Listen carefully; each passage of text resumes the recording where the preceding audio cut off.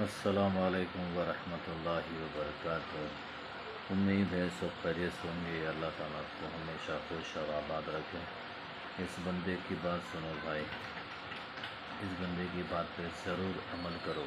جو قرآن پڑھتا ہے اس کے ذہن کو اللہ تعالیٰ اور تیز کر دیتے ہیں، اور جو فجر کی نماز کے بعد قرآن کے بعد جو بچہ یاد کرتا ہے وہ بچے کو یہ دنیاوی جو تعلیم ہے آسان ہو جاتی ہے، ایزی ہو جاتی ہے۔